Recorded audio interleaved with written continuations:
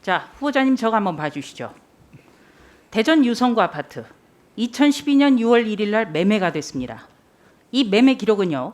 등기부 등본을 확인해서 매매한 것을 확인한 겁니다. 그런데 2012년 5월 30일자 기준 공직자 재산 신고에는 이 내용이 없습니다. 그렇다면 2012년 4월 총선 선거 공보물에는 이 부분에 대한 재산 신고가 아마도 누락됐을 거라고 추정이 가능하다고 저는 봅니다. 자, 이거 어떻게 된 거죠?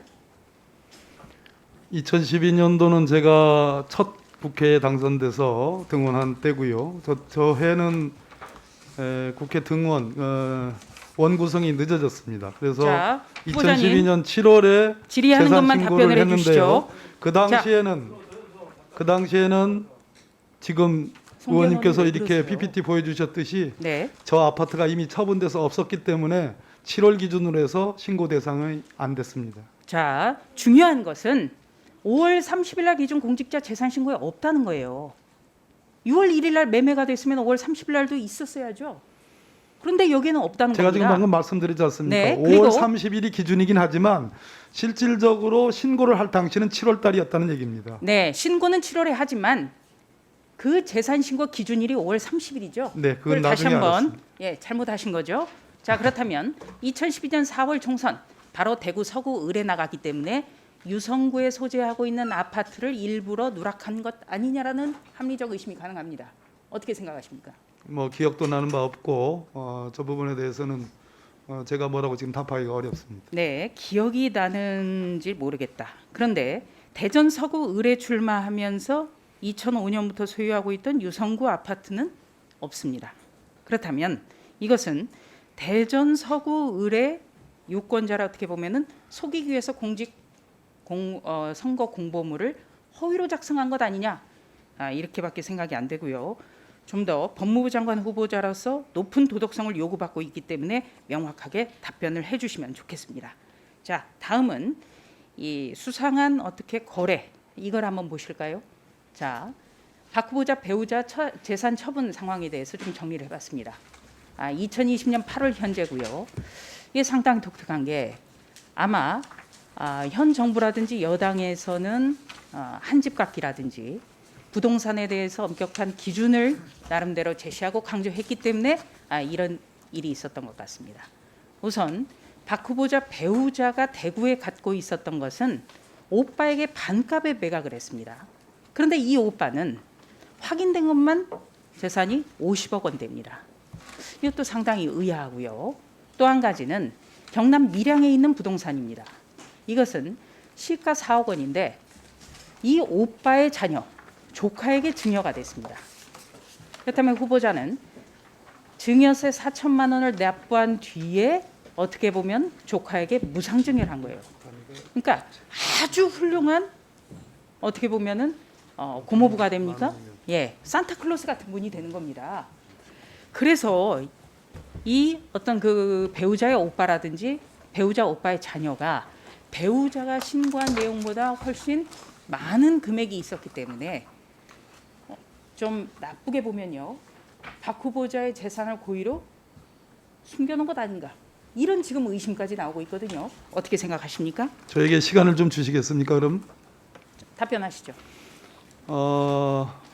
제가 21대 총선에 나가면서 저희 당에서 1가구 2주택 1주택에 대한 약속을 받았고요. 저 당시에 우리 정부가 강력하게 고위공직자들에 대해서 다주택 혹은 여러 개의 부동산을 소유하는 것에 대한 엄격한 지침들이 있었습니다. 저는 아내의 처가의 재산에 대해서 정말 1도 관심이 없었던 사람입니다.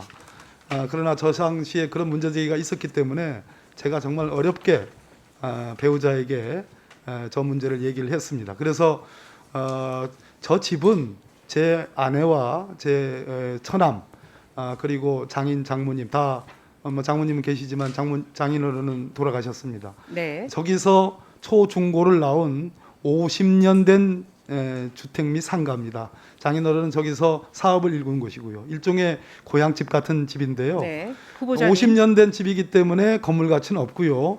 반값 매각이란 말씀하시는데 의원님 그 국토교통부 실거래가 공개 시스템에 들어가 보시면 저 대구 부동산에 있는 거의 같은 지번에 있는 근처에 부동산 거래 사례가 2개 더 있습니다. 제가 자료를 드렸습니다. 거기는 본건은 처갓집의 자, 집은 후보자님, 제가 이것을 준비한 것은 정상 우리 가격이라는 후보자께서 말씀을 제가 충분히 2015년 자료와 황교안 함께 국무총리 인사청문회에서 드렸습니다. 배우자의 장모로부터 받은 증여라든지 허위 매매 계약서 작성 의혹을 집중적으로 질의를 했기 때문에 제가 이걸 다시 한번 질의를 해본 겁니다.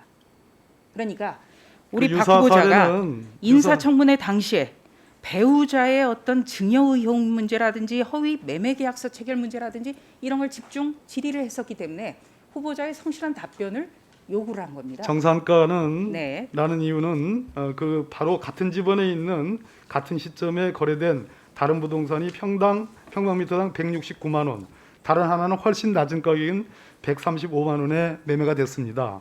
자, 이 후보자님. 본건은 172만 원입니다. 네, 후보자님. 의원님 네, 합리적으로 설명을 드리면 좀 경청을 좀 해주십시오. 후보자님.